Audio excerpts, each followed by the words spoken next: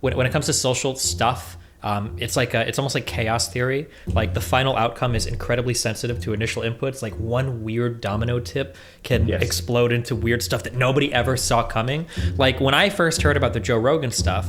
How is your cancellation going now? It seems like for the foreseeable future, we're just going to keep becoming more and more and more partisan and more kind of like sucked away from each other, where the other sides are so diametrically opposed that every single goddamn issue, if there's no counterbalance, then things get insane. And in the United States, no offense to my conservative friends, you have to be batshit insane to be a Republican in the United States. I'm pretty sure conservatives all over the world even agree with that. That Republicans in the United States they're a special brand of crazy, right? Anti-healthcare, they don't believe in anything related to climate change at all. Just like very, very, very, very, very far out there people. I'm telling you, you're far right now because you dared talk about something that you're not allowed to talk about. Do you know what's crazier than the world we live in today? It's you not being signed up for Surfshark VPN.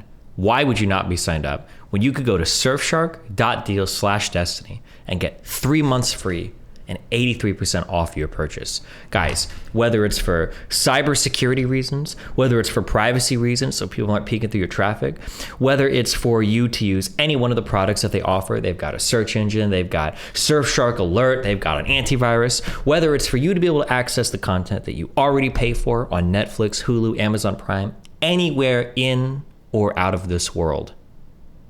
You might be on the International Space Station wondering if your internet is about to get censored because of turmoil on Earth. Well, guess what? If you have Surfshark VPN, you will be able to access all the content that you want anywhere where you have access to an internet connection. Charges may apply to your own internet connection. Check it out. Surfshark.deals/destiny. 83% off. 3 extra months for free. Do it for your security. Do it for your privacy.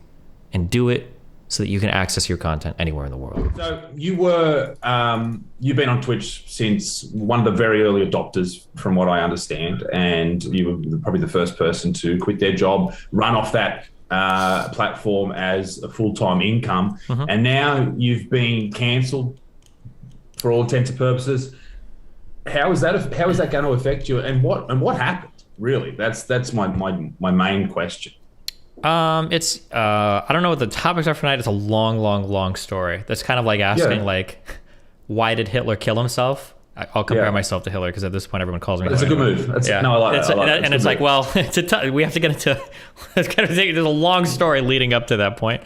In terms of like how it affects me, I mean it's annoying. It sucks. There are other things that are more upsetting than getting banned from a platform, but there's like 25 different ways that I can go, I guess, with that question. I don't know how deep you want to get into that. Yeah. Well, I'd love to know why it happened. The most surface level thing I can say is they never tell you why exactly you're banned, but there have been a lot of arguments. I'm sure you've probably caught the Leah Thomas swimmer in the news recently, and there are arguments related. The swimmer, the biological male who is currently swimming in major competitions in the US, winning them all, and has benefited from years of testosterone, et cetera, et cetera. Kind of, yeah. I don't know if I don't think she's won all of her competitions, but she is placing better. She's doing very well. She's doing well. But it was conversations related to trans women's places in sports, and then based on where the research is right now, I don't think that trans women should be competing with cis women in the same athletic events. And I think it had to do with these conversations that I got axed, maybe, but I can't know for sure because they don't ever tell you exactly why you got banned. Yeah. So I agree with you there, but what is your point of view on that subject? I think it's a really difficult subject to talk about. You don't really want to tell a group of people like wholesale that you can't participate in sports because that's obviously pretty shitty. And it's not nice. That's the thing with a lot of these subjects is they're not nice. Like it's not a very polite thing to talk about, but I guess sometimes you need to sort of take the emotion out of these things. Yeah, a little bit, but I mean, it's an emotionally driven topic for a good reason. I think it's okay that there's emotions on both sides, but yeah, I mean, it seems like if women's sports are a protected place for women to compete, for cisgender women to compete, it's a pretty hard sell if trans women maintain a lot of the training advantages from being athletes when they were training as biological males. So it seems to be an unfair playing field, at least where the research is right now, to have trans women competing against cisgender women. So I'm kind of against it right now. Yeah. Yeah, and that makes sense. I mean, for anyone who is trained in the gym, you see people who have been on different types of gear over the past few years of their training, whether it be testosterone or human growth hormone, and they benefit from that. This is anecdotal, obviously, but for life, and they grow at a larger rate. They're able to compete more viciously, if you will. And the thing with that is, if you sit back as a natural athlete in what I'm referring to here, you go, okay, well, that's not really fair. And I understand from a female's point of view, a biological female, if you sit back there and someone who has been for the most part of their life and competed as a male walks into your sport, you don't feel it is quite fair. And it's also not fair to her as well, because she's like, well, hey, I'm a woman. This is how I feel. I want to compete. So it's one of those tough situations. And I feel like these are the conversations that must be had. If we don't have these conversations, then someone feels like they lose. But being banned from Twitch because of something like that, is that sort of like, do they treat that as a very safe LGBTQ plus community, like it's a safe place for people who feel they live in that realm? I think most places on the internet are kind of treated that way right now, all of the mainstream social media platforms. So yeah, they do. So what are you playing at the moment? Like when I'm streaming, or? Yeah. Right now I'm playing Elden Ring, and then sometimes I play League of Legends, unfortunately. But I mean, I've heard a lot about Elden Ring. And apparently, it's a whole world. It's a whole world to just like lose yourself in. I mean, I can't play games. Like I just get lost and I don't do any other work.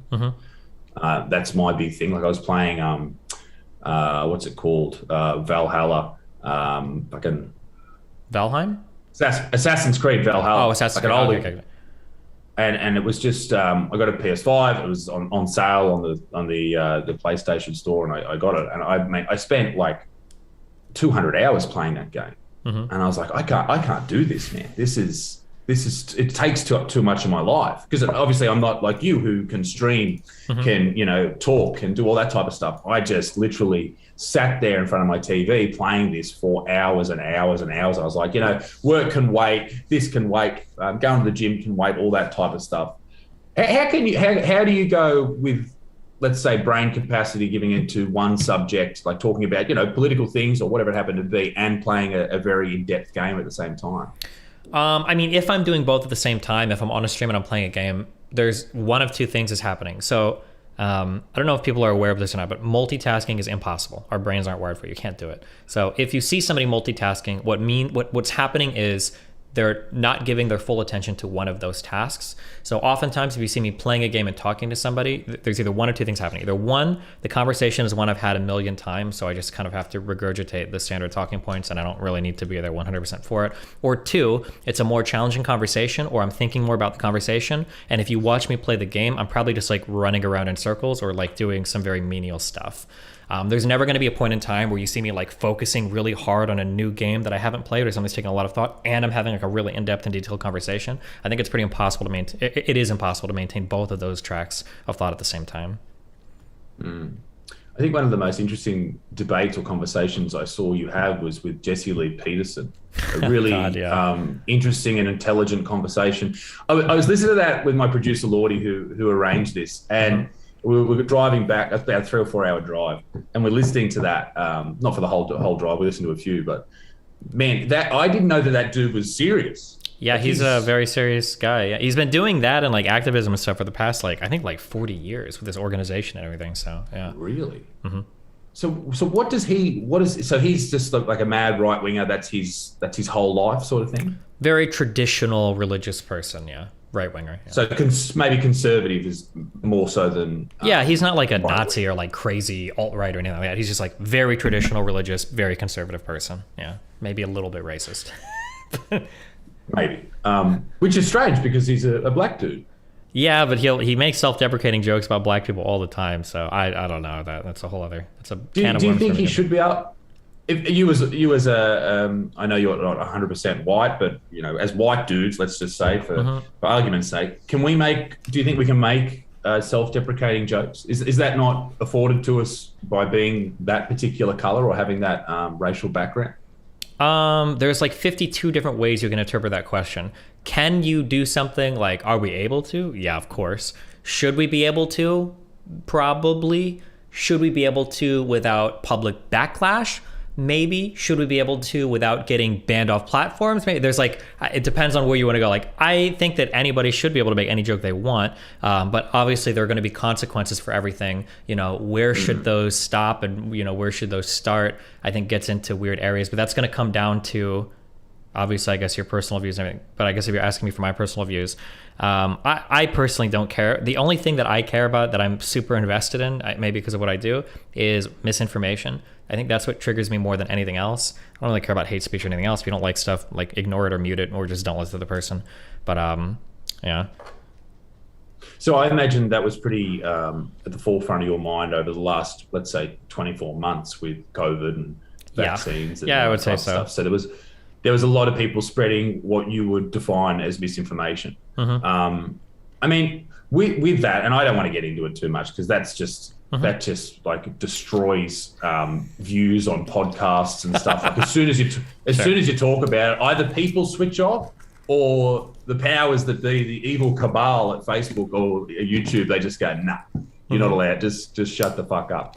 I mean, I understand that there is sort of a government guideline. Were you running off the government guideline? Were you running off basically the science that was coming out on a weekly or monthly basis? Because obviously it was changing drastically. Like in Australia, for example, the big push from the government here was you need to get vaccinated to stop the spread. If you get vaccinated, you won't be able to spread it. And that was, from what I understand, and I'm probably very incorrect, I'm a comedian, not a fucking scientist, that was true for the first variant, Alpha variant.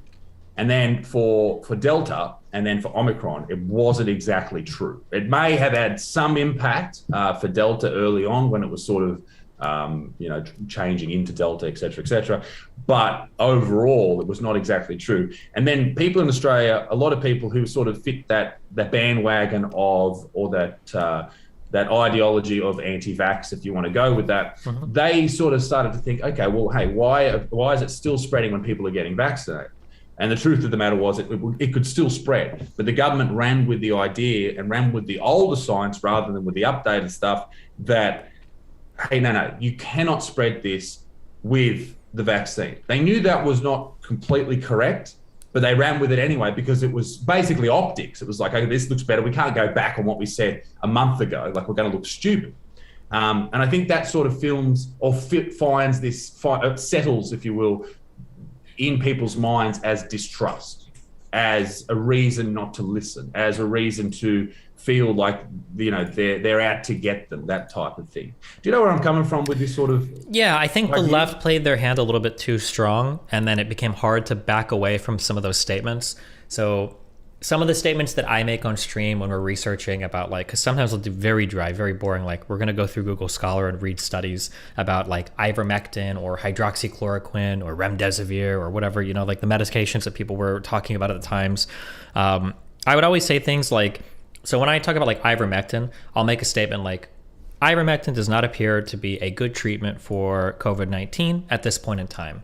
And I feel pretty comfortable making that statement, but I would never make the statement, ivermectin is a bad drug that will never treat COVID-19. And I think sometimes people will mistake the current evidence and they will make future predictions off of it when that's just not how the scientific process works. It might be the case that tomorrow some huge RCT comes out that shows that ivermectin in some cases is like a very effective treatment or prophylactic. And if that's the case, if you've made a statement like I've made that right now the evidence doesn't show it works, you can say like, oh, well now the evidence shows it does work, so I'm going to change my position on the drug. But if you've made some of the stronger statements earlier on, it's very hard to get away from those. And then you start to like emotionally identify with those statements. And then it becomes a huge, am I allowed to swear on this podcast? Sorry? Can I swear on this podcast? Fuck yeah. Okay, fuck yeah. It becomes a huge shit show on both sides. Sorry, I didn't ask before with the language because I know some things don't like cursing on the platform. It's all good, brother. It's all good. Yeah. It's all good. I think that there were really good conversations. There are always good conversations that can be had about everything, but they never happen because people are so dig in on both sides. I think for the coronavirus stuff, I think the really good conversation that could have happened was how much damage publicly are we trying to mitigate and at what cost? Because technically, we could eliminate most diseases on the planet if like the government got all their guns, told everybody we're locking you all in your houses for 30 days, fuck you, we're getting rid of all STDs, whatever. We could do that all across the entire planet, arguably, right? But like, would we want to do that? You know, is it worth the trade? Probably not. And then on the flip side, we could also say like, you know what, fucking get sick, die, it's part of nature, you know, fuck you. And then we just run that, you know, we could do that. So I think there's a really fascinating conversation about in the middle, like, you know, how much public safety do we thrust on people in exchange for how much, like what are the results of this? But that conversation never happened. Instead, on the left, it was people basically saying that like you have to be dogmatically married to the most extreme things ever, and if you're not, then fuck you, you hate everybody, you want to kill everybody. And then you had people on the right saying shit like, my grandma wore a mask and she died of carbon dioxide poisoning. She crawled out of bed and couldn't survive. And, you know, my children ate their own boogers in their mask and now we're dying. And I got like an ivermectin shot and I turned into a fucking horse, right? So that, like the real conversations can never happen because both of the sides are so dug in on their extreme areas that it's like a waste of time to even begin to have those types of conversations. Yeah, I don't know. Yeah, and political dogma becomes or has become religion or has replaced religion in many people's lives. They feel like they need to belong to something, and that's what they live with. And I get that. I understand that. A lot of people need something, and I guess that's a human. I guess it's a human feature or a human part of being a human. But here in Australia, like, we have just like America, people are either on one side or the other. I always try and play the fence and look at the information in front of us and just go, okay, where are we? And for the whole COVID situation and for vaccines, in one video I made on YouTube, I was called in the comment section a government shill and an anti-vaxxer in the same video. So people just take what they want. They hear what they want. Like, you know, how can I be a shill for the government and an anti-vaxxer in the same video? Like, that's insane. But they pick and choose what they want and what they want to hear. It's the same with ivermectin. We talk about that a lot in my circles. You know, you have people saying this could do it, and it could. As you said, you know, I think there was a study released the other day that sort of was definitive proof that, okay, we still don't see much benefit. But as you said, was that a random controlled study, yada, yada, yada, all that type of stuff. Was it perfect? Was it perfectly done? We don't know yet. And as I've always said through this thing, we won't know the best way to do this for the next 10, 20 years when there's case studies and, you know, millions of minds have spent a long period of time becoming experts on it. But I think people just love that shit. They love being an armchair expert. It's the same when people watch sport. They go, oh, he should have done that. He should have done this. And it's like, well, you don't know. You don't know what people should have done. You don't know what's happening in these backroom office deals. Like, the president of the United States is going, wait, we need to think about optics in this situation. How does this look to people? Are people going to trust us more or trust us less if we go back on our word? It was a clusterfuck. And I get it too, because it was unprecedented. You know, everyone was freaking the fuck out. I don't know if you recall back in the early days of COVID, people in China were just falling dead on the streets. That's what we were seeing in the news. Yeah, and I mean, I remember in the early days feeling weird in the first like month where we took the pandemic seriously, where like even I think I was like wearing a mask, like driving around my car, like expecting to see fucking zombies walk out the street. Like unironically, it was very strange. You were one of those people. Yeah, I was. By yourself. Keep in mind, I was probably in one of the most unique things. I'll never see anything as strange as this in my entire life. I don't know what traffic is like where you are, so it's hard to explain how weird this was. But driving down the 5, one of the freeways, or the 405 in LA, and seeing there be no traffic is probably one of the most post-apocalyptic surreal things, because that just doesn't happen. Like, it is arguably some of the worst traffic. It is de facto the worst traffic in the U.S., arguably some of the worst traffic in the world. Driving up and down that freeway and seeing not a single car, that was just very scary and very strange. I felt like it was like a nuclear war or something happened. So I think that like my mind, and also something that's very scary that I've never seen in my life, going to grocery stores and seeing lines of people outside waiting to get in. That's just really weird stuff to see, you know? And then everybody is on Twitter saying like, my grocery store ran out of food. And it's like, fuck, like I don't know how to fucking hunt. Like I live in California. I don't have any of my guns with me. I can't kill people for food. Like I'm fucked. Like, yeah, it was very surreal. That lasted for like a week or two, obviously. I don't think that, you know, I'm pretty realistic in terms of what'll happen. Like I got all my shots, but like if I get sick, I don't think I'm gonna die or anything. But the first few weeks were definitely very strange. I don't know if we've ever dealt like that with anything since even the Spanish flu. Like, yeah, it's very strange. Yeah. Yeah, and we were panicking as well. We're like, in Australia, we had everyone was like, okay, for the next, basically for the next week or so, don't leave the house, all this type of stuff. We need to, I think it was, we need to stop the curve, all that type of stuff, or flatten the curve rather. And you watch things shut down. You watch the shops shut down. You watch petrol go up. You watch all these things that you see in post-apocalyptic movies, those type of I Am Legend, that type of shit. Yeah. And it is scary. You think, where is Will Smith at this point in time? Has he sort of made himself a bunker? It was one of those moments where we'd never seen it before, and thankfully the Ukraine conflict started, so we don't have to worry about COVID anymore. It's sort of over. That's nice. It's nice to see the news presenters out there talking about something else. But I wanted to just change tunes for a moment. A mutual friend of ours, Big Bad Vaush. I know you have a... The pedophile ex-wrestler guy? So I hate this motherfucker more than you will ever know. You know what he called me in a video, right? Yeah, what did he... What he in a video, I made this video about, there was a young girl, she would have been like 18 or 19. I think she was almost 20, right? And I look a bit older than I am. I'm 28, so I would have been like 26 at the time. And she was 23. She was 23. Producer Lordy hit me. You got Jamie in the background there? Sorry. Jamie's looking it up. Yeah, pull up her wiki. Yeah. Okay, go ahead. What was the date of birth?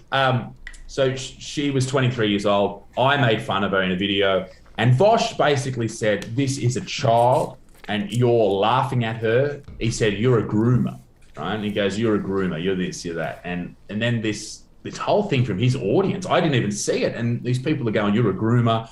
You think it's okay to groom children? I was like, fucking what? What the fuck are you talking about? I was just sitting at my home with my family.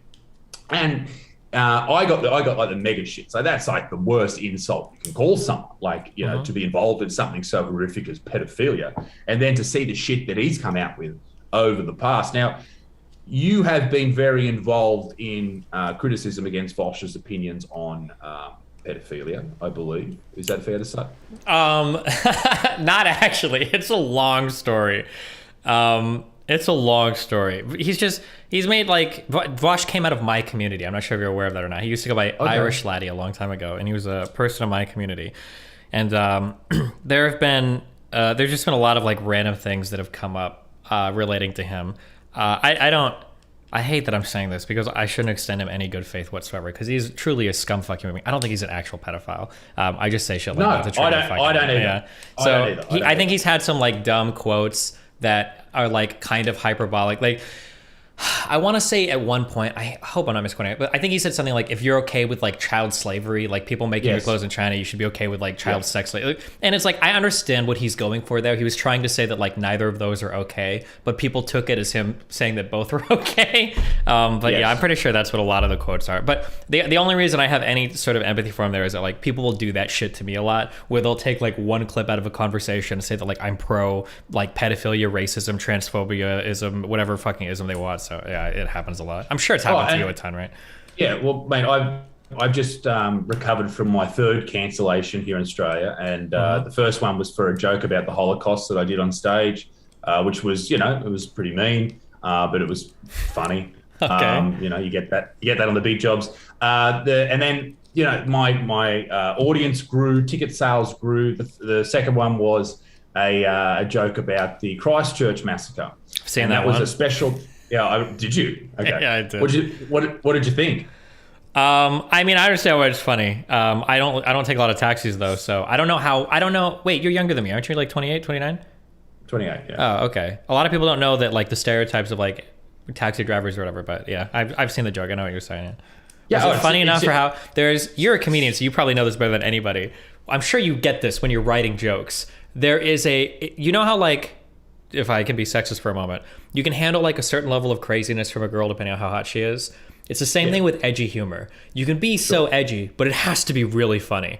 And you make a really edgy joke and it's not that funny, it's just really fucking horrible. But if you make an edgy joke and the comedy is up there, then you can get away with it. So there's like a very careful balancing act with that, yeah. So that works in a couple of ways. So first you write it and you think, that's fucked up. I remember the Christchurch joke.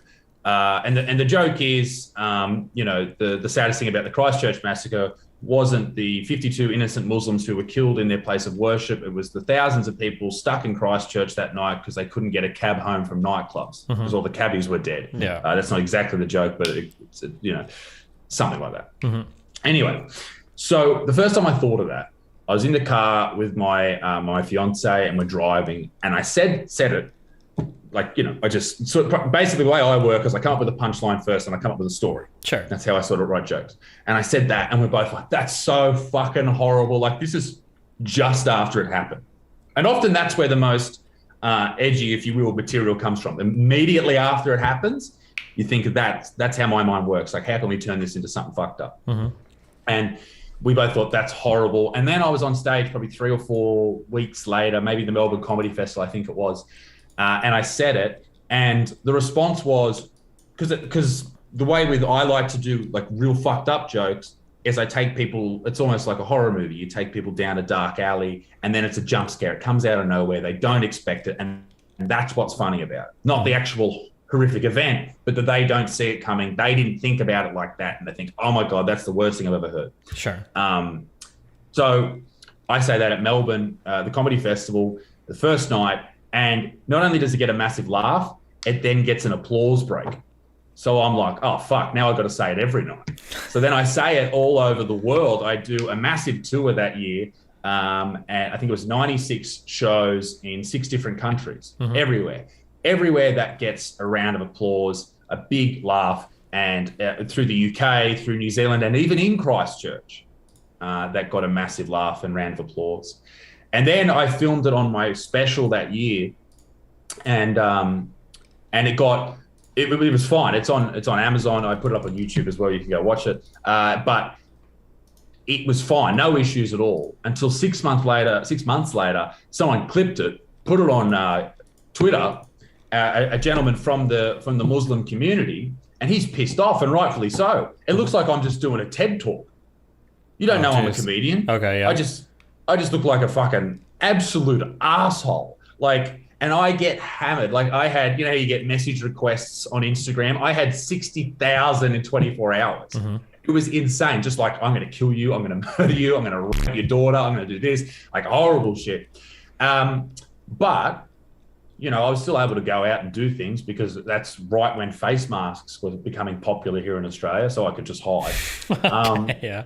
But that was beneficial. We joked on stream earlier. It's very hard to tell what will happen ever socially, because everything in when it comes to social stuff, it's almost like chaos theory. Like, the final outcome is incredibly sensitive to initial inputs. Like, one weird domino tip can explode into weird stuff that nobody ever saw coming. Like, when I first heard about the Joe Rogan stuff, my thoughts were like, what a fucking moron. Like, why is this guy in 2022 out here like saying the N-word and shit? And then I find out that it's like a compilation of like the past like 700 years of Joe Rogan shit. Like, oh, he's just unlucky because somebody managed to make a compilation that happened to get enough traction, and now it's like a big thing. And who could have saw that coming?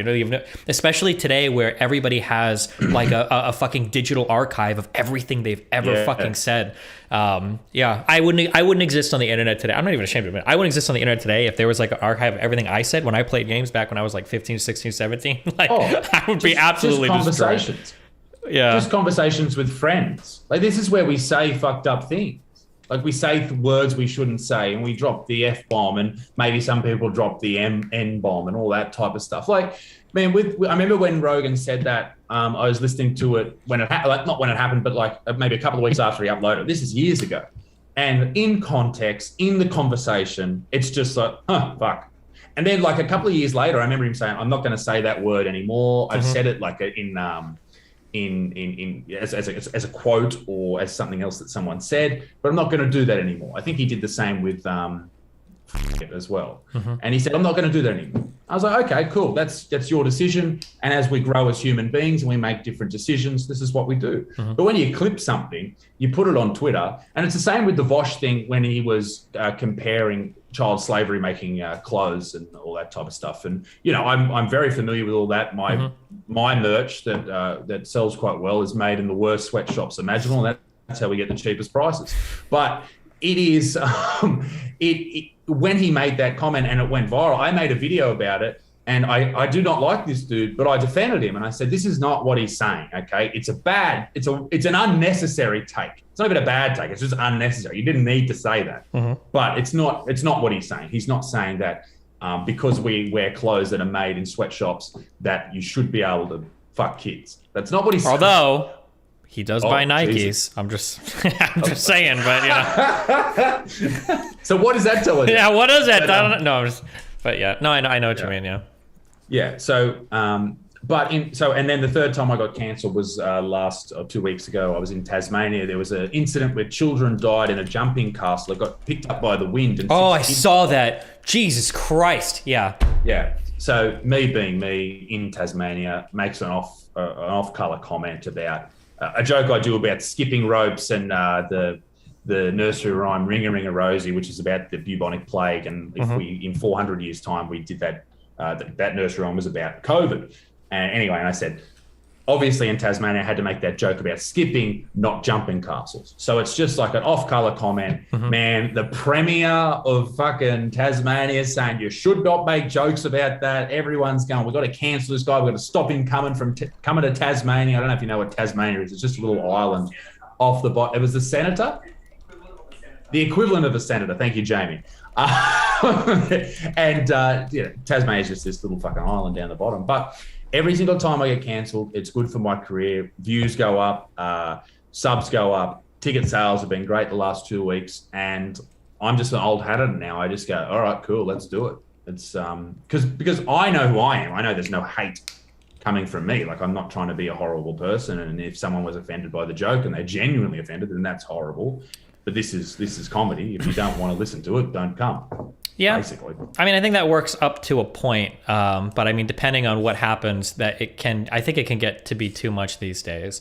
I've always been like a pretty edgy person, but back when I first got into streaming, back in like 2011 or 2012 or 2013, if you got banned from social media, you usually did something like really fucked up. You're either making death threats or like you're spamming the N-word at somebody. You're doing some, like, if you're in 2013 and you tell somebody like, man, I got banned from Facebook, you're like looking at a person like, yeah, you probably deserved it. If you actually are getting banned from social media in the early 2010s, you're probably doing some dumb shit. But nowadays, man, it feels like you can get delisted on so much stuff, and everybody is reciprocating everything too. Like, you seem, I glanced at your YouTube channel, you sell shows, you seem like a big enough figure that, like, if you did something kind of fucked up in one of your shows, like, I wonder if the dominoes would happen. You wouldn't just get like banned on some Australian comedy show, but like if your YouTube got banned, maybe your Patreon or whatever get banned, or your TikTok would get banned, or your Instagram get banned, and everything, like every platform will seek to like remove you from existence.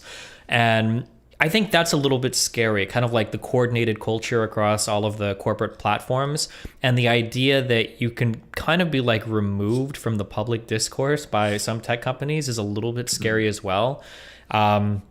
I don't know where you stand politically. I'm very far left-leaning, and I hate almost every single thing possible you can hate about Trump's presidency and everything about the guy personally. But the idea that he could be removed from existence by social media companies, that's really scary to me. Like, this dude was the most powerful person in the world for 4 years, and now he is vanished without a trace on the internet, unless you go to like his specific like websites.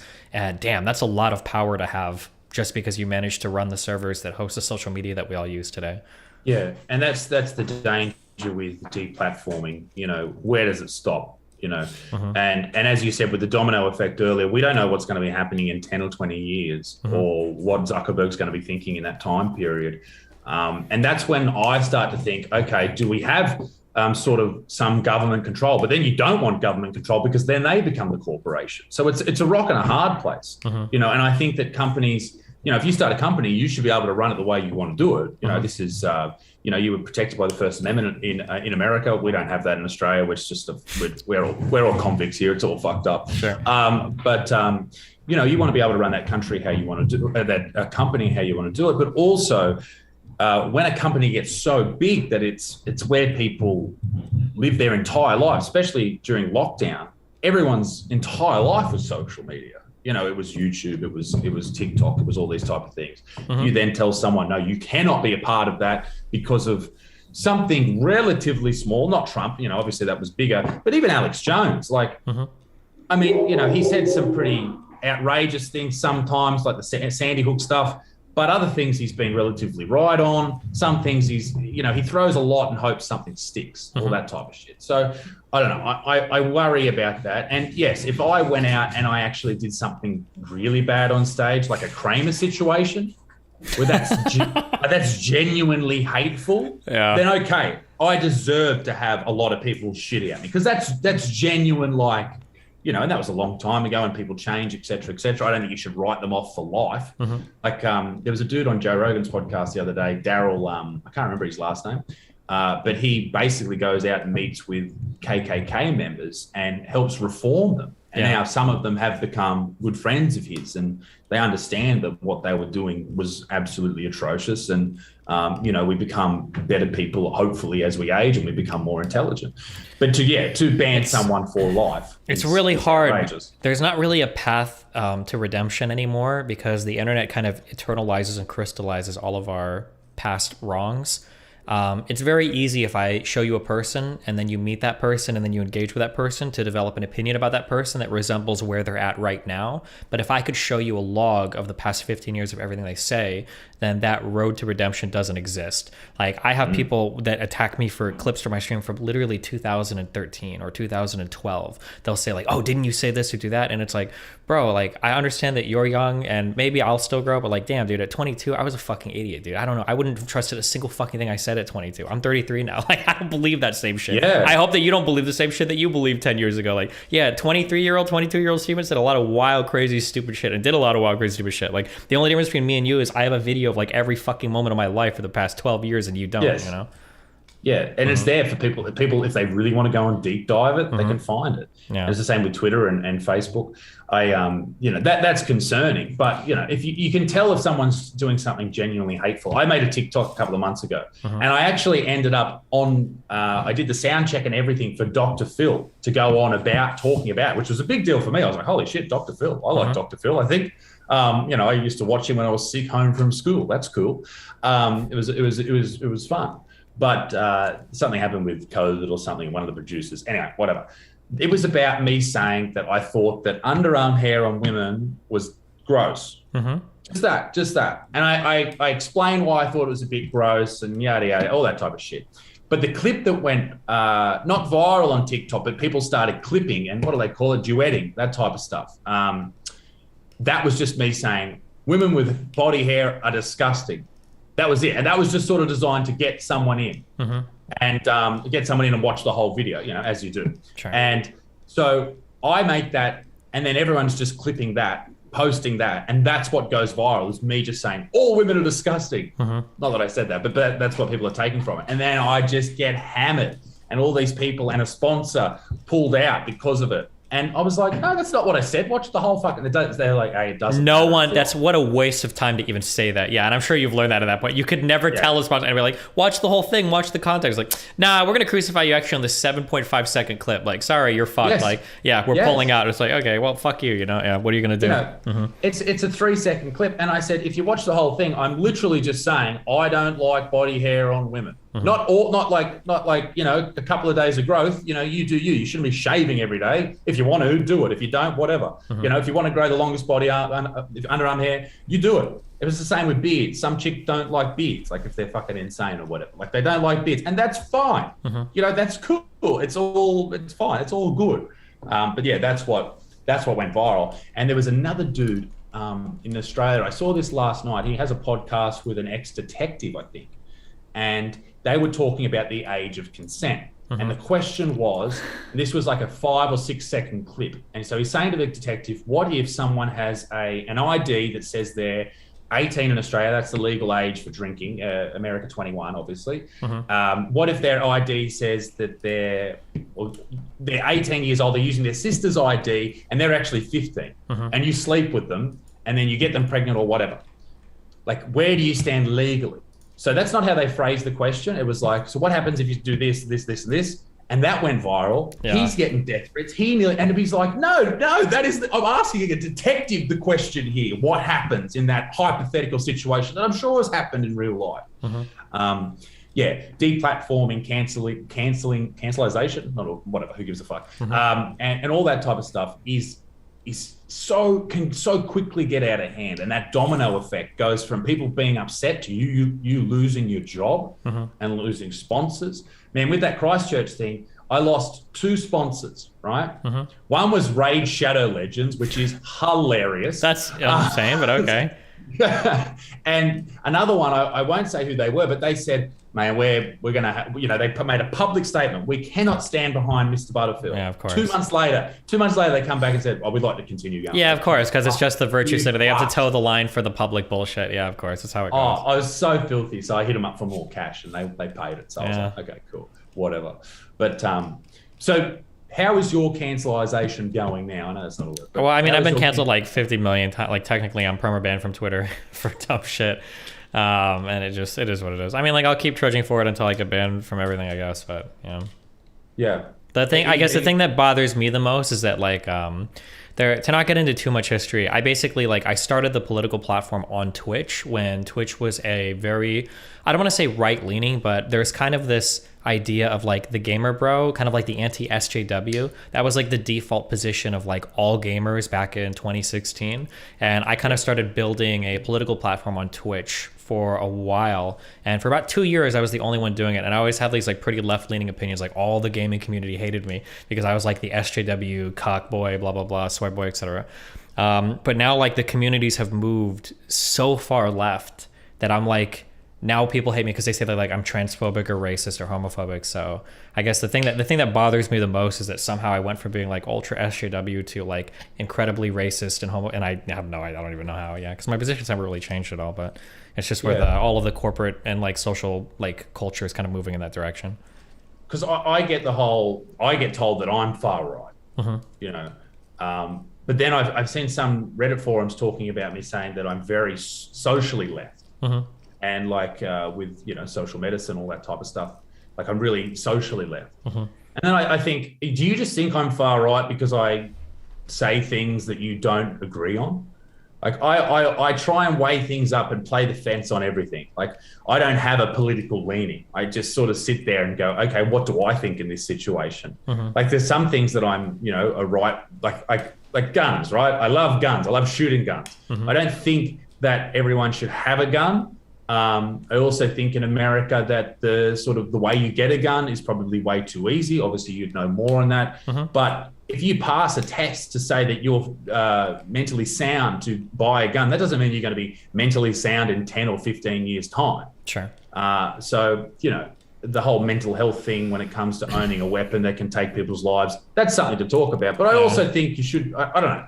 The broader internet is very, like, it's all very American. It's kind of funny, but, like, I think the majority of the internet, except for these kind of, like, niches, like in Korea, there's, like, the Naver website. China's got its own shit going on. Sometimes you'll have, like, an alternate languages, other, like, niches of the internet. But broadly speaking, like, the English internet is very American. So you get people that, like, all of the takes on the internet are just very American. You'll have people that will, like, say things like, this guy is saying that he's he's not 100% about immigration, so I'm pretty sure he's a Nazi, but he also really likes like free healthcare, so I think he's like a communist, and I don't know what the fuck to believe. Like, okay, well, bro, outside of America, every fucking country has healthcare besides us, but, like, to American people, they, like, if they can't put it in a box, they, like, lose their fucking mind.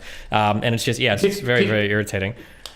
So I think about 70% of the people that listen to this on my channel will be Australian. Sure. Can you explain the healthcare system, not the whole fucking thing, but just a general overview of the healthcare system in Australia? Because, for example, yesterday, my partner had chipped a bit of the tooth down here because she grinds her teeth at night. And we went to the dentist and it was all covered. Like, it was just sweet. A mate of mine, we were on tour, and being full right-wingers, we thought we'd try and punch some sticks to break through them because they were, like, half decomposed. He broke his hand, which was fucking dumb. The lady in the nurse said, how did you do this? He said, I was punching a tree.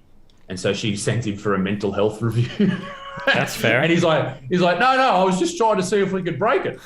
Anyway, so, this is like a $2,000 job or whatever it is. Gets it absolutely for free, just walks out. What happens in America if you break something, or you go to the hospital?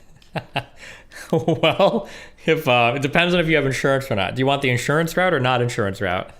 Well, let's say If you don't have insurance, imagine, you transfer all of your assets as quickly as possible to a family member. You go get whatever services you need done. Then you declare bankruptcy, and you don't have any assets in your name. And then for 7 years, your credit is fucked, and then you're good to go.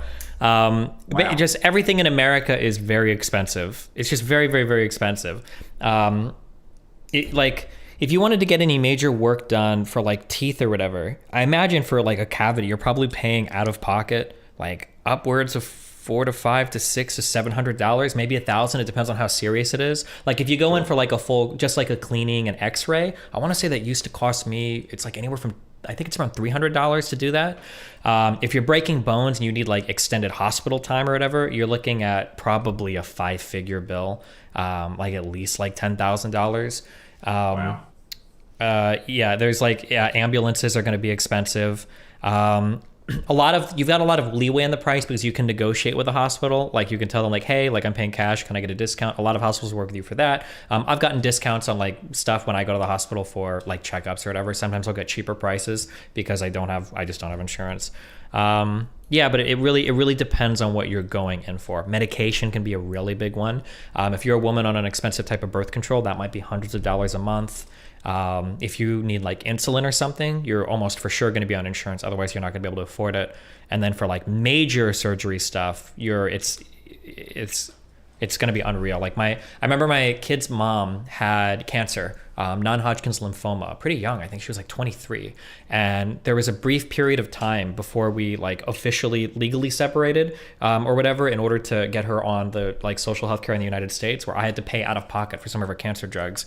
And there was some prescription I filled. It was like 2 pills related to her chemotherapy. And it was like $1,000 for this like 1 dose of shit. And I was like, oh my fucking God, like we got to get you on Medicaid ASAP because you're going to die if otherwise, you know? Yeah. So it was, it sucks in the United States. The thing that sucks the most in the United States too is like, I'm pretty sure we pay more for it than you guys do. You know, like people in the US will be like, people in the US will say some dumb shit. Only an American will say this. Well, at least it doesn't come out of my taxes. Okay. Meanwhile, these motherfuckers are paying like $800 a month for health insurance for a family of 4. And they're making like 50, 60,000 a year. And it's like, bro, this is like a Lamborghini almost. Like, what the fuck? Yeah. So we pay a ton for it. If you look at how our overall healthcare expenditures, they're higher than every other country in the world. Our healthcare outcomes aren't really that great compared to any other country. Like, I think they're they're about what you would expect of any like OECD country. So it's like, I don't know. It's just really expensive for no reason. I've always been astounded that so many people are against socialized medicine in the States. I know it comes from the tax, like from taxes, but you will see that back. Like at some point in your life, you will benefit from it. Like, you know, how many people go through their 70 years on this earth with a clean bill of health? It just doesn't happen.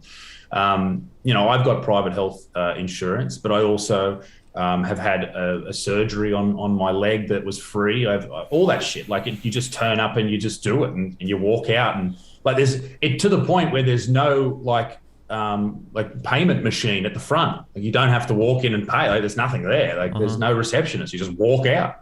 That astounds me, and I imagine it transfers through to psychologists, to mental health reviews, for all that type of shit, for everything. And then there's just so many people that I imagine it's a lot cheaper to buy a license for a firearm than go and see a psychologist. Oh, and that's not true in the United States. It's not true. Because you don't have to buy a license for a firearm. I'm pretty sure that shit is free. Or you might have to pay like $13 for like a fingerprint. Okay. But I'm pretty sure in a lot of states in the U.S., somebody can try to run. I'm pretty sure in most of your states, I don't think you need a license for like a rifle. Maybe for a handgun you might need to, but I don't know if you actually need to just get a license because it's like a constitutional, like it's really, Dude, in Australia, they had one mass shooting and took all the guns. Oh, Port Arthur. Yes, which upsets me because I love shooting guns. I don't know if you enjoy them, but they're just fun. They're just really good fun. And whenever I go to different states in Australia, I'm in New South Wales, just about 2 hours north of Sydney. And in answer to your question about traffic here, no traffic. It's fucking amazing. I love it here. Anyway, so to shoot a gun here, it's ridiculous. No one does it because it's just too hard. You go to Queensland up north, you can go to like a range and shoot, but the guns are like tied down. Like they're on Oh, these we have sort that kind of in California where, wires. like, for a lot of the rifles, you're not allowed to have a pistol grip, so they've got these weird fucking mechanisms. So when you're holding it, your hand is like kind of like weird. Yeah. Oh, really? There's like dumb shit. Yeah, and it's like I don't know if they repealed this and then brought it back, or if it's still repealed. There was like a 10 bullet magazine limit, so you're trying to hold this like rifle where you can't even get your grip on the thing correctly, and then you get like 10 rounds before you have to reload. Oh yeah, it is what it is. It's fuck California. And I did my ESTA application the other day for a visa to come in to the States. And this question I thought was very, very interesting. And I think it's actually really good. Yeah. Question number 4, do you seek to engage in or have you ever engaged in terrorist activities, espionage, sabotage, or genocide? So that's it's a good way to weed people out. Yeah, I was going to say, if you answer yes to that, you probably don't need a visa waiver. You probably need to go through a more extended process. That sounds... yeah. Like, why would you fucking waste your time with that shit? Yeah, so I really I really enjoy the country that I live in. I think every country has a lot to learn from each other. Can I ask you a question about that? Yes. I'm actually so curious. Okay, because you seem like you're a bit righter socially, I think, maybe than I am. I'm picking up a little bit when it came to like the mask mandates and everything. But I'm kind of curious. What is your position on, or how did you feel about the mandates for Australia, right? Because you have some people saying that, like, we love them, they protected us. Other people saying, I have a friend, do you know who Lauren Southern is? Yes. Yeah, she tells me, right, when I was in Australia, it's the most oppressive thing ever. You've got to check it everywhere. It's literally fucking 1984 Nazi. I can't do it. What did you feel about everything? I'm curious, as an Australian that has an opinion. I wouldn't say it's right now. Like now, it's everyone's, as I said before, the war in the Ukraine. So COVID who? So no one really cares anymore. But for a while there, it was interesting to be told by your government that you can't leave the house. It was interesting to be told by, and this is the ones that this is like where I'm staunch on, like, nah, you can't do this. You can't. I don't think you should be able to tell people that they can't make a living, they can't see their family, and they can't leave their house. I think that's, and particularly when it's a disease that, you know, only kills, and I know it still kills people, no doubt, but that there is no doubt, a very small percentage. Yeah. Like if this was, you know, ripping through and killing, like Ebola, I think has like, what, 60 or 70 or 80% mortality rate, whatever it is, something crazy. If it was that and it was as widespread as COVID, yeah, sure, lock us down.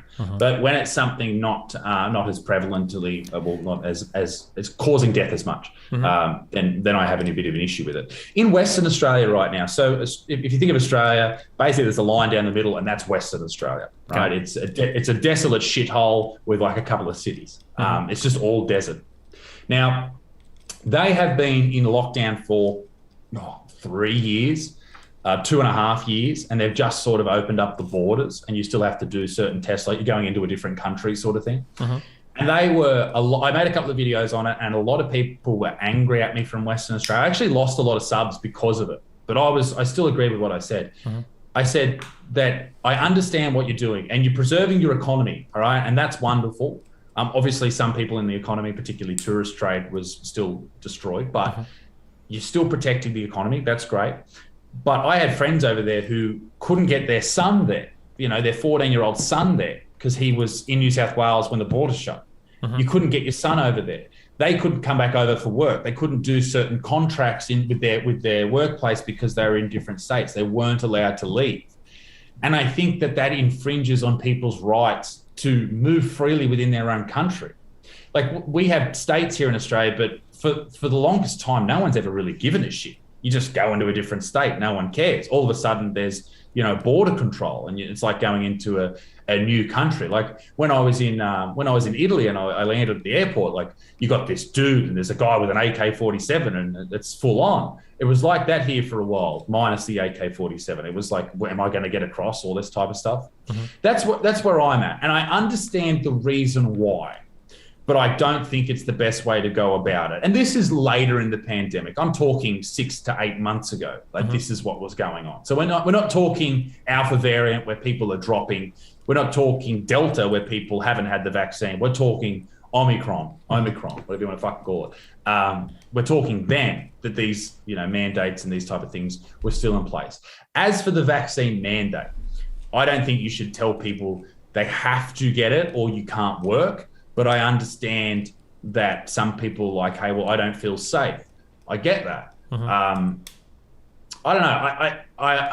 It's such a controversial topic to different people. I think I didn't want to get the vaccine only because people were like, you have to get it. But we had no cases here. This was the big thing too. And you must understand this. In Australia, we were getting case numbers when people were told to get the vaccine of like 2 per day or something. Yeah. Yeah. And everyone was like, I'm not getting a fucking vaccine. I don't want to do that. So you were hearing more about vaccine deaths in the States, and more people were dying from that than COVID in Australia. So I understand why a lot of people were hesitant to do it. As for older people, I was like, for my grandparents, I talked them into getting it. Now in Australia, you were only able to get a certain vaccine. It was called AstraZeneca. I don't know if I had that. So you could only get that if you were over the age of 60. You could only get that one. You couldn't get the other ones.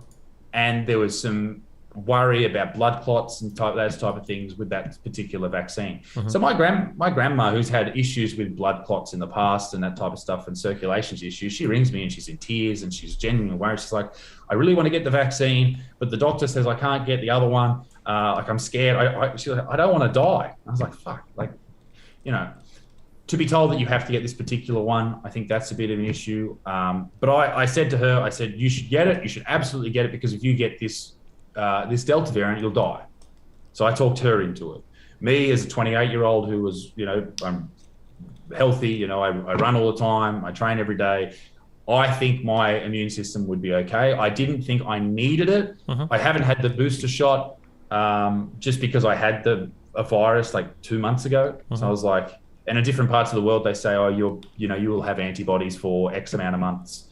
In Australia, I think in some parts of the world, they say it's 6 months, some longer. In Australia, they say it's only 28 days. So we only get the antibodies for 28 days for whatever fucking reason. Gotcha. I don't know where the fuck they pulled that from.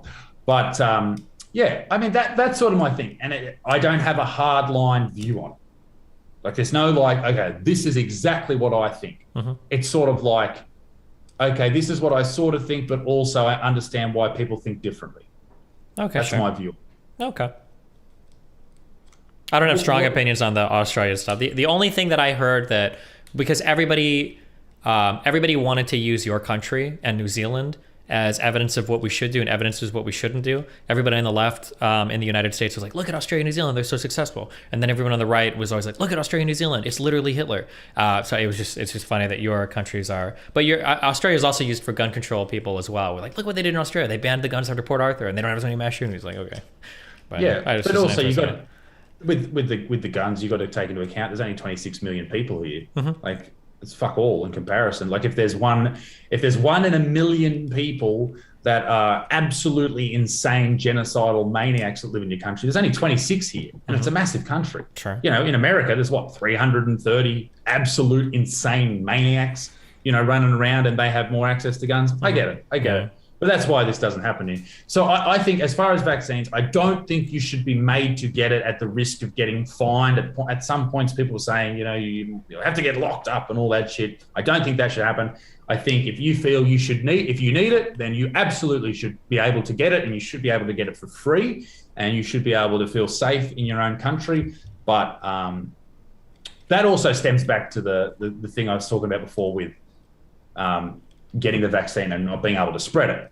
So people are like, well, if I think I'm going to be okay, why the fuck do you care if I get it or not? It's not going to affect you. Sure. So that was another argument. Yeah, and because it was all, you know, untested waters and people were scared and worried all the time, like it was certainly worrisome for a lot of people, and a lot of people were angry and panicking, and you know, people on the right had the shits because they couldn't protest, but the Black Lives Matter protests happened during that time, and then people on the right wanted to protest and their protests got shut down. And it's just these things that weigh up and give people the shits, you know. And if you constantly chip away at someone's, you know, mindset of this is a fair country, then, you know, eventually they crack the shits and then they lose trust, and then once the credibility is gone, the government can come out and say Yeah. things like drinking water is healthy, and people will start only drinking soda because they Yes. think you're just trying to mind fuck them on something. Yeah, just yeah. Yeah, and that's what happened here. Like credibility was lost, and also the state governments in Australia started running like they had this power that they've never had before, and then all of a sudden, state government representatives, the premier or the senator of that state, they were like celebrities, and they were on the news every morning at 11 o'clock. Every morning for a year, they were on the like all the TV stations here in Australia would cut whatever they were doing, and they'd go to the premier to update on the daily figures. And we've had 11,000 infections, and then they ended up just stopping because they were like, oh, we've had 25,000 infections and 2 deaths, and they just stopped. But for a year or so, they were updating every day. And the Queensland premier was like, we will not let anyone in this state from New South Wales. They are rampant down there with COVID. This is a COVID-free state. And it's like, dude, you can't be a COVID-free state. Get everyone vaccinated. And that was the other thing, Western Australia. They were saying, okay, we're going to open up Australia. Once everyone's vaccinated, everyone got vaccinated, like everyone. And then they go, no, we're not open. I think you ran into this a lot in Canada as well, where people were basically saying, like, once we hit certain vaccination rates, we're going to open everything up again. And then they hit certain vaccination rates, and then they don't, where it takes them a while to do it. And then I think people feel a little bit hoodwinked, like, oh, well, what the fuck? You said if we did this, it would happen, and it didn't. So, yeah. So what do you think's happening with a lot of people, like really guys that I sort of talk to about political issues. There's this guy in Australia called Friendly Geordies. I don't know if you know who Friendly Geordies is, but he's a very interesting guy. You should have a look at him. He was recently sued for making fun of the deputy state premier. Okay. So he basically made this deputy premier goes, okay, you're being racist. Now, the deputy premier is Italian, and Jordan Shanks, who's the guy behind Friendly Geordies, was calling him bruz and doing sort of Italian accents. Jordan's also from a European background, so it's a bit hard to say that that's racist, et cetera, et cetera. Anyway, so he took not only Friendly Geordies to court, but he also took Google to court in Australia as a part of YouTube. Okay. And I talk to him a lot about politics, and he's very left-wing. And in Australia, so there's the Liberals are actually the right-wing party.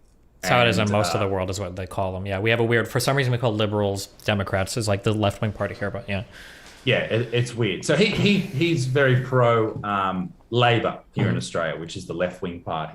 And he's very, very interesting. And he's actually brought a lot more people, I think, into the middle ground of politics. And he hates the idea of left and right. He just really enjoys looking at particular politicians who who either stay with their own mindset, or if something goes against them, they don't toe the party line. And I think we see that a lot more in our left-wing governments here or government parties here in Australia. I think in right-wing governments you often see, but also in saying that, I don't know if that's quite true after what we've seen over with COVID and stuff like that. But what I'm getting to here is, do you think there is a point where potentially we could get to a world where it's not left versus right constantly? We could just somehow sort of play the middle ground, and people can still be, friendly with each other, even if they don't absolutely agree 100% with each other politically. I mean, anything's possible, right? Russia could nuke everybody tomorrow for whatever reason. So who knows what the post-nuclear world would look like. I think that right now, there are too many things that benefit from us being like very hyper-partisan, and I don't see that changing. Like, I think that the entire media landscape is kind of built around this hyper-partisan idea, and there's a lot of money to be made being hyper-partisan. I think that politically, like political parties and political figures can play into the partisanness of their base in a way that, makes it so they can be hyper-partisan. And I think that people's minds have become more hyper-partisan because of like social media environments. Like, you're very much rewarded for being hyper-partisan. And that type of idea is constantly reinforced in ways that it never was before. I think that people are developing, it's kind of weird, I'm a big globalist guy, but I mean, one negative part of this is people are developing, because of social media and internet, very national level identities that I don't think are good for people to like associate with the people around them. Like in the United States, and I'm sure it's probably true in Australia, like a lot of people are very interested in what's happening on the national or international level, but they don't really know anything about their local level or the people that they associate with. And they have this concept of like, what is an American left-leaning person? What is an American right-leaning person? And the traits that they ascribe to them are going to be what the like most partisan people on their side accuse the most partisan people on the right side of being, rather than realizing that there's like a whole spectrum of these types of people all across the United States. That like a left-leaning person and like a left-leaning person in Michigan is going to look a lot different than a left-leaning person in California. Or, you know, like a conservative in Alabama is going to be a lot different than like a conservative in like maybe New York or Connecticut or something. And yeah, these, I think, yeah, there's a lot of things that are playing into keeping us like very hyper partisan right now. And I don't know, I don't see the mechanisms for any of those things being removed or slowing down. So it seems like for the foreseeable future, we're just going to keep becoming more and more and more partisan and yeah, more kind of like sucked away from each other, where the other sides are so diametrically opposed that every single goddamn issue becomes a new fucking fight for some political idea. Like I said, like I feel like any left-leaning politician in America right now can come out and make literally any statement whatsoever, and right-leaning people will come out and say the opposite. And then sometimes it feels like vice versa. It could be the same thing, that like people on the right will come out and say it, and people on the farthest left will take like the most opposite view, and it's just like, it's insane right now. Yeah. Well, everyone's up against a wall, you know. And what are they going to do once they get pushed up against the wall? There's only so much you can get pushed back up against the wall. You've got to fight back at one point. And then, so at some point, someone goes, "Oh fuck, you know, I hate the left," and then they go, "No, I hate the right," and then you just become so opposed to each other for the rest of your lives. Like you just become a dogmatic right-wing voter, no matter what. Doesn't matter. I'm always being right-wing. And we see that here in Australia. We see that, I guess they see that all over the world. One of the issues I think that happens with the Labor government here in Australia, the left-wing government, that there's an election coming up, is they represent the workers. And they always have, you know, Labor, workers. But now they also represent the Zers. Yeah, the social issues. And it's like, they're so opposed to, like, it's just different. It's madness. And that's what I've said to this Friendly Geordies dude. I said, mate, I would absolutely probably vote Labor because I think that things like one of the big things they talk about is that young people or anyone who works on the weekends should get weekend rates. And I relied on those when I was young. So like on a Sunday, I'd get double time. So I'd get double my wage for working on a Sunday. So I give up my entire weekend, all that type of shit. You get paid and you can live off that as a young person. The Liberal government here in Australia removed penalty rates. That's what they're called here. Things like that. Like, that's why I want a Labor government, you know, to look after the people who can't look after themselves or can, but need assistance. But what comes with it?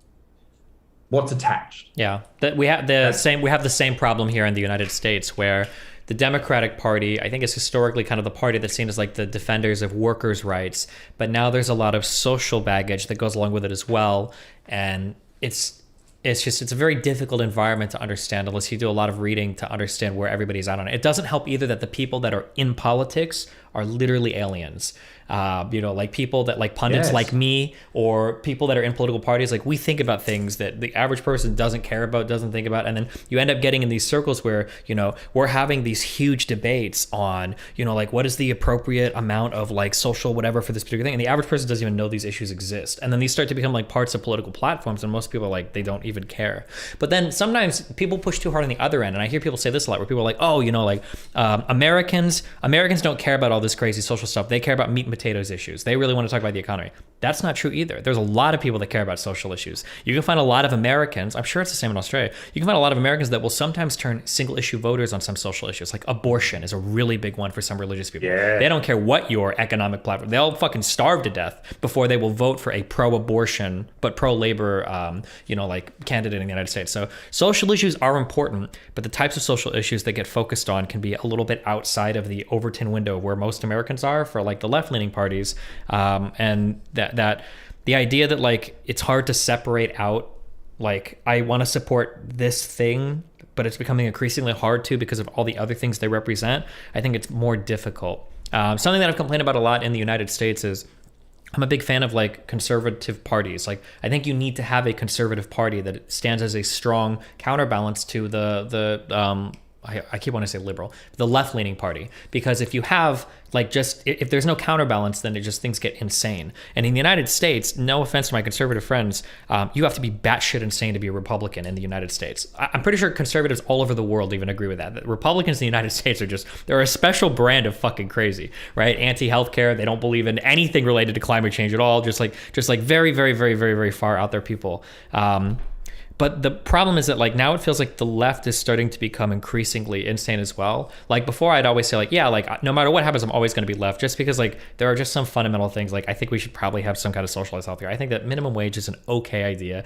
We probably need to do more to help poor people. Like these socializations I agree with. But when it becomes like more and more kind of extreme on one side, it's getting harder for some people to identify with that party, even if they do think that they stand up for workers' rights more. And I think you're seeing that now in polling, especially in minority groups that were kind of taken advantage of for a long time. Not taken advantage of, but like if you're the left-leaning candidates in the US, you kind of just assume minorities are always with you.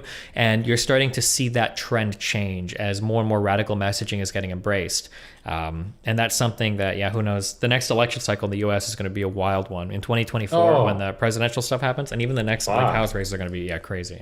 Yeah, man. Like here in Australia, everyone's like, there's an election like, I don't even know. It could be soon. It could be tomorrow. People are like, hey, who gives a shit? But we all love watching the American election race. It's very, very interesting. Yeah. But I wonder if it's the same here. Like it's a two-party preferred system, all that type of shit. It's the same in the States. Like it's like, if you have two parties that are supposed to represent every single person in the United States or Australia, like it just can't be done. Like it cannot be done. Like what you said before about being left-leaning, socialized medicine, a decent minimum wage, looking after poor people, getting homeless people assistance. Like they are things that I can't imagine any of my friends disagreeing with. Like who the fuck disagrees with that? Or even for me. But I'm far right, apparently.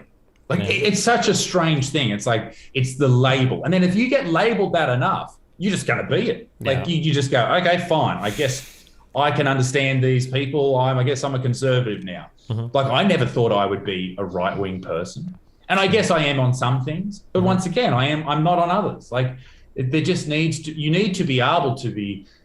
Show some introspection and be able to be brave enough to go, well, I'm none of these fucking things, mate. You don't need to label me. And also, like, are you voting for Joe Biden because he's going to save the world? Or should you really just focus on who you're voting for in your local area who's going to fucking put some street signs up to save the ducks? Like, that's all I give a shit about at the moment. There's a pond down the road and there's a duck that gets hit every second week. I'm trying to find my local member so I can say, can you fucking save the ducks, mate? There's a turtle out the front of my house the other day. That was fucking weird. I'm on the top of a hill. I was like, what? How did you get here? But I don't know, I try and I'm the opposite of you. I try and stay out of the political stuff, like genuine political issues, because it just does my head in. And hats off to you guys who spend a lot of time talking about it, because it's so frustrating to me to look at it and go, like, these decisions made by these people who were always going to be politicians. There's these guys in Australia called the Young Liberals, and they are the young, a liberal being the opposite here in Australia. Yeah. And they're running around with their $600 boots, these, leather boots, the R.M. Williams boots, and they're all, running off mum and dad's money and all this type of shit. Like, different people, like so different to me, who grew up in like a working class city. just so different, and people I would never be able to relate to, and yet I'm supposed to be towing the line on their political party. It's like, that's not me, man. Like, don't try and label. We all talk about labels. Like, don't try and label me as this one thing. Like that, you don't understand anything about what I believe. I feel like it's increasingly harder to be apolitical, though, because it feels like these days everybody is expected to have a political opinion about everything. It almost feels like you are almost automatically assumed to be the worst if you don't answer certain questions. Like if somebody were to come up and ask you a question of like, where do you stand on like trans people in sports in the United States? If you were to answer like, I don't really have an opinion on that, it's basically the same to a lot of people saying like, fuck trans people, I hate them all. Like it's like people will hear it as like the same, like you're expected to have like these, or like on foreign policy or on any other social issue, like if you're in any kind of the spotlight or celebrity figure at all, you're like expected to have these opinions. So it feels like it's like saying no comment in a courtroom. You're automatically guilty. People assume like, oh, you plead the fifth. Yeah, okay, dude. Yeah, we see what kind of person. Yeah. So it seems difficult that to stay apolitical, because especially if you're a comedian, because I'm sure even without having seen your stuff, I'm sure your jokes will touch on like social issues and everything. So people will probably expect you to have like a whole platform thought out. Yeah. Yeah, but like, I mean, let's go with abortion. I think that you should be able to make that decision on your own. Like I know people who have had them here, and like there's so much pressure from your doctor not to do it. And I just think, should you as a 16, 17, 18-year-old girl or at any age who's not in the right, either not in the right frame of mind or not in the right financial state, should you be forced to then bring up a child? You go, no, you shouldn't be forced to do anything just because you had sex. Like there's so much religious backing with all that. It's just like, it's mad. With the trans thing, should you be able to compete against women? I don't think you should, maybe, I don't know, but should you be left out? No, you can't be hard line on these. Or maybe you can. Maybe you can be hard line, or maybe you shouldn't.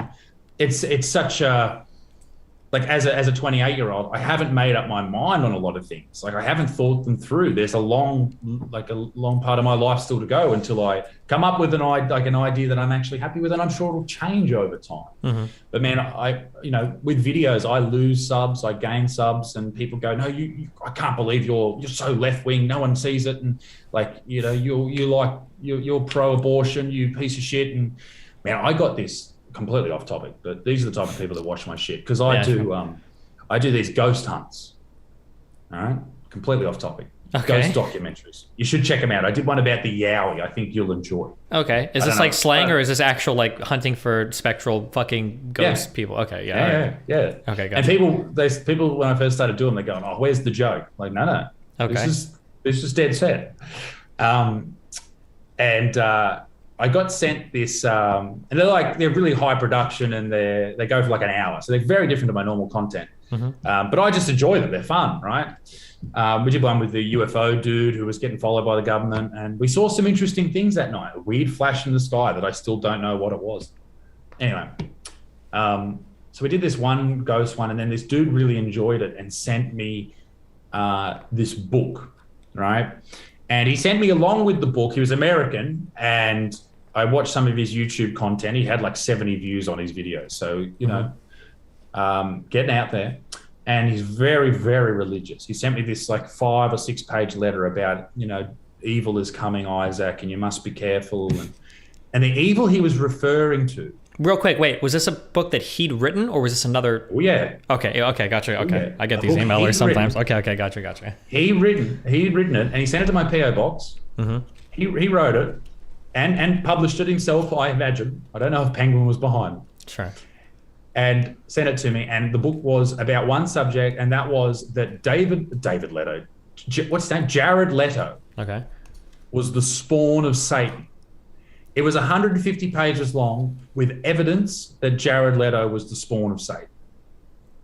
This is the exact same person that's anti-abortion. Gotcha. Like, these people are mad. I understand why people are anti-abortion, because it's not a nice thing, right? I get it. It's not a nice thing. It's never a nice thing. But some things in life aren't nice. But this dude, I feel like there's a lot of people in the States that are a lot more full on, to use an Australian expression than people over here. Like, I think we're just a little bit more relaxed. Like, I can't see an Australian writing a book about Jared Leto being the son of Satan. I mean, it's hard to say. I think that there's like, the thing is that Americans are very loud. So anytime we're doing crazy stuff, everybody around the world will see it. And anytime we do crazy stuff in our country, we always see it. So it's hard to say at the end of the day, like, you know, are there really more crazy people in America than any other place, or do we just, you know, give them all a microphone or megaphone, I guess, because it's entertaining? It's hard to say, you know. Yeah, I'm not too sure, but it's. I mean, there's more people too. Yeah, and that's the crazy thing with social media. Like, I don't know if you've seen libs of TikTok on Twitter. I have, yeah. There's some interesting people. There's a we have no shortage of interesting people in the United States. That's absolutely and I bet they fucking hate you now. I bet they've written you off. You're far right now, according to not libs of TikTok, but the people who they showcase. It's possible. I don't follow it hard. I just see stuff pop up on Reddit and stuff. So yeah, there's a lot of people that have. I'm telling you, you're far right now because you dared talk about something that you're not allowed to talk about. Yeah, I know. Yeah, that's I'm used to it at this point. There's a lot of communities that have me categorized that way. Categorized. Well, brother, thank you so much for coming on the podcast. I really appreciate that. So you're going to be streaming now on YouTube alone? There might be a whole host of platforms. We'll see. There's a lot of stuff in the works right now that I'm figuring out. So. Good on you, brother. All right, well, ladies and gentlemen, go and check out Destiny on YouTube. Just look up his name. It'll be the first one that pops up. Thank you very much, sir. I appreciate your time. Yeah, thank you very much. I appreciate the conversation.